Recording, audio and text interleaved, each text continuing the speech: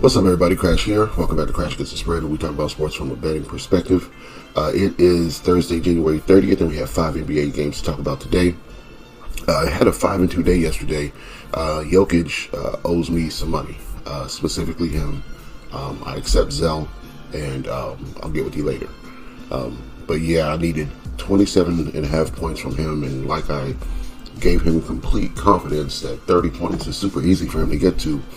He gets in foul trouble in the first quarter and sits through most of the second. So at the halftime, I think he had like 7 to 9 points, something like that. Had only played a couple minutes, and everybody thought he was hurt. I'm at the hockey game, which was fun, by the way, but everybody thought he was hurt on Twitter and whatnot. So had to look into it, had to figure out that he's in foul trouble, and so he only got the 17 points. So yeah, he's the one that owes me money.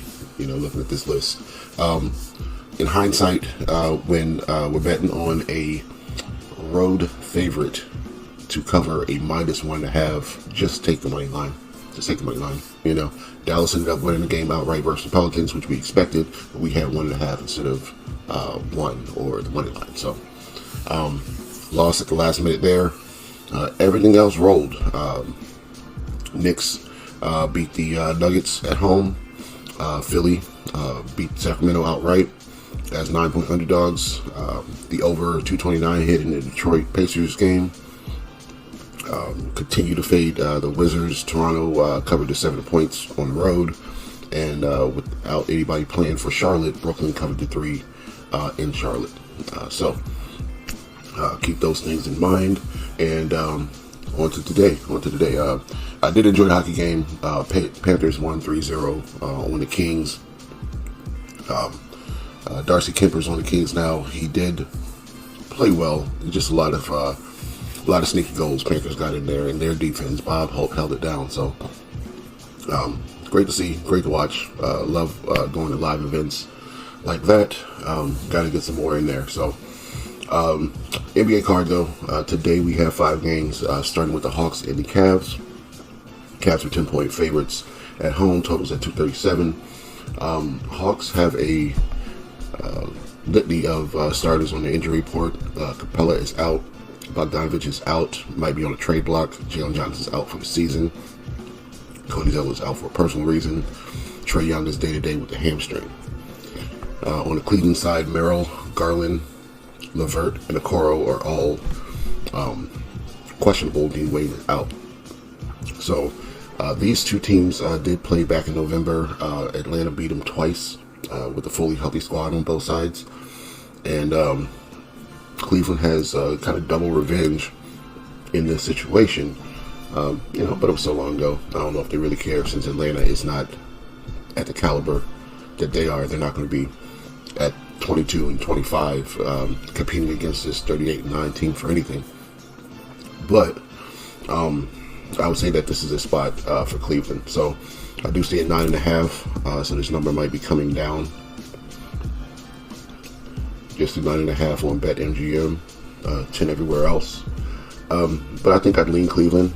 Also like an under. Cleveland is on a back-to-back, and without these stars in, some of them for Atlanta.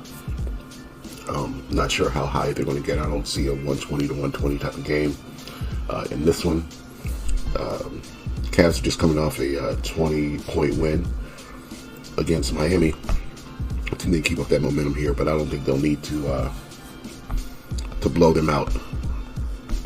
Oh, I'm not necessarily say they'll need to blow them out. I don't think they'll need to, score 130 to do so. So last game's score was 126 to 106. I kind of see the same kind of thing here, and that'll still keep us under this total here. So under for the Hawks and the Cavs game.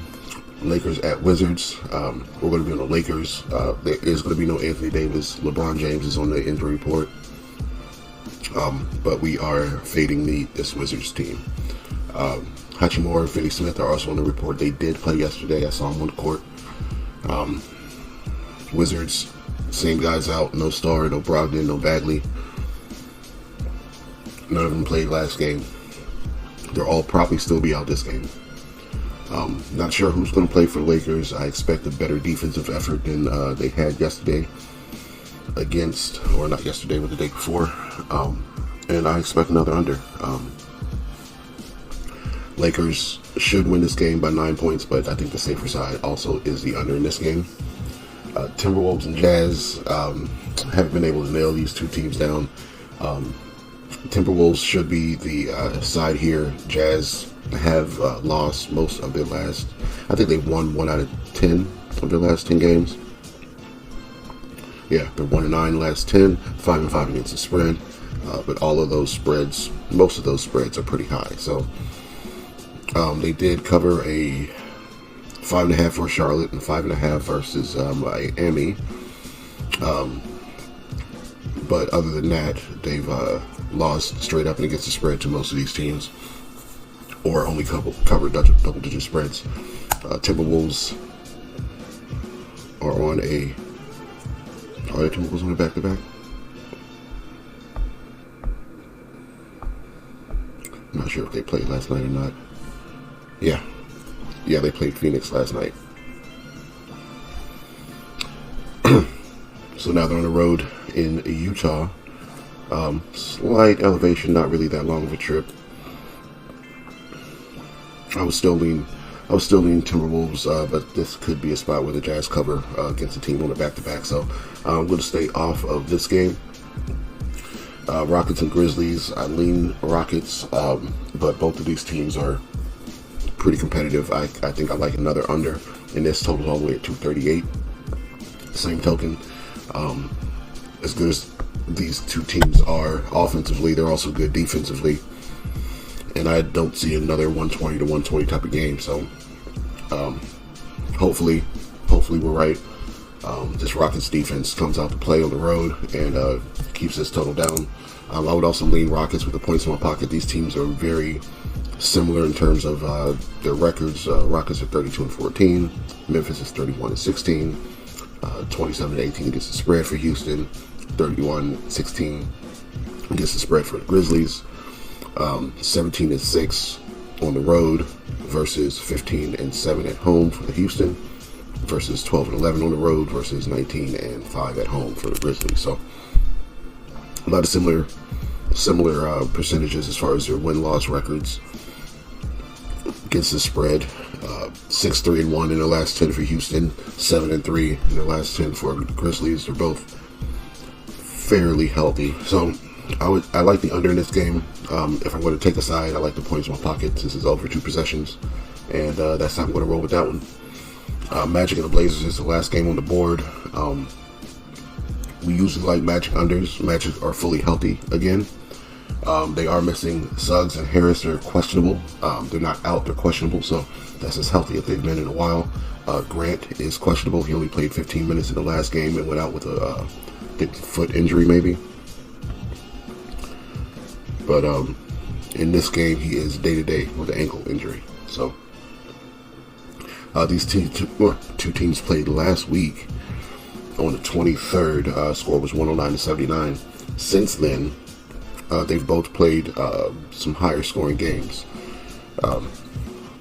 Barring, except for the Hornets game, Blazers, which was 102-97. They played 108-118 with OKC and 125-112 with Milwaukee.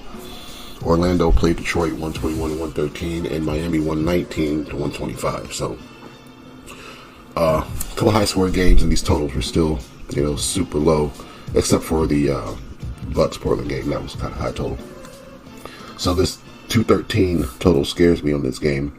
I would lean on a healthy Magic squad over a Blazers squad with no Grant, but not really sure on this one. So being that this game is so late in the day that the injury report won't come out for a little bit, so we kind of got some time to make a decision. But I lean over kind of right now, expecting a different pace game with a healthy Magic squad and a Blazers team trying to keep up. So, but I don't know.